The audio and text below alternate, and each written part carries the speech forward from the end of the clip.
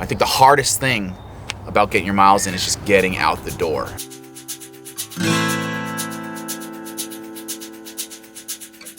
Running 5 miles is kind of like the last thing I want to do right now. I'm tired. This is a low energy morning for me.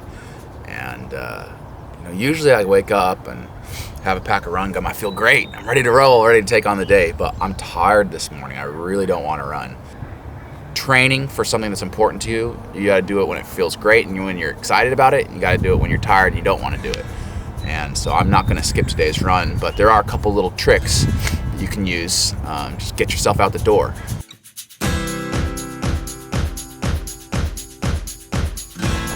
The hardest part of training some days is just getting started. I'm only 3 minutes into this run. I'm already starting to feel good. It's a beautiful day. Getting a little bit of energy going. Again, just get out the door. That's tip 1. Tip number 2, it's okay to listen to your body. Coaches might not like to hear this one. Always listen to your body. You don't have to listen to some piece of paper. Make sure you're honest with your coach. They need that feedback. A good coach should appreciate your honesty and you're willing to work with them. And shouldn't berate you for listening to your body. Okay, that's 2.5 miles. We're at the end of Priest Trail. This is called the Finger, and this is an out and back, 2.5 miles out. Third tip is a visualization trick, and it's something that I use frequently, and I used it a lot when I was a kid. On a day like today when you don't feel like running, imagine yourself on the starting line.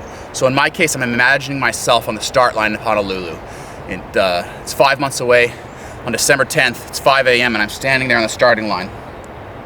I imagine myself on that starting line, taking a moment to compose myself and thanking myself today for giving my future self the gift of being prepared.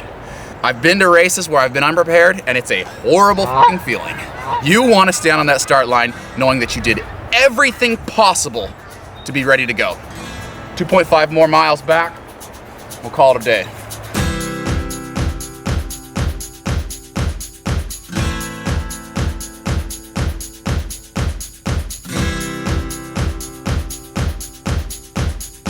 So those are my 3 tips for running when you don't feel like it.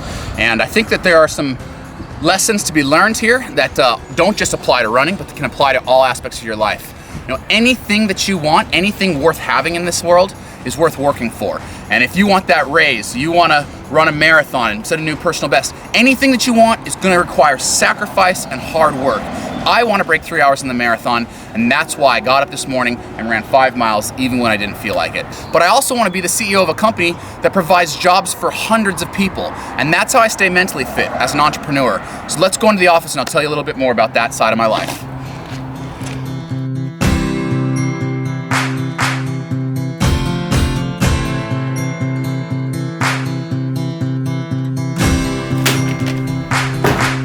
So, we're talking motivation, especially when you're lacking it. Well, now I want to talk business. I want to talk to you about 3 tips that I use to stay motivated as an entrepreneur. Tip 1 this morning was just get out the door. And as an entrepreneur, it's the exact same story. Just get started. Your business is never going to be perfect from day one. Curveballs are constantly being thrown your way, and you have to be ready to respond to them. A lot about being an entrepreneur is trusting your gut. And just as this morning I said trust your gut when you need to change what's written down for you in a workout, as an entrepreneur, trust your gut. Believe in your product and follow your gut. Tip 3 ties into this morning as well. Visualization is super key.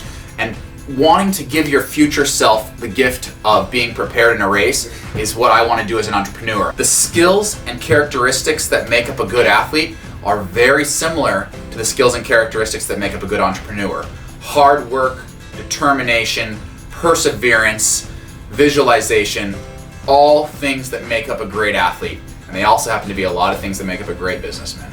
So if you have any questions for me about training or any questions for me about business, please leave those in the comment section below. I'm answering them all. And as I always say, nothing is off limits. So feel free to ask me anything, whether it's about business or about running.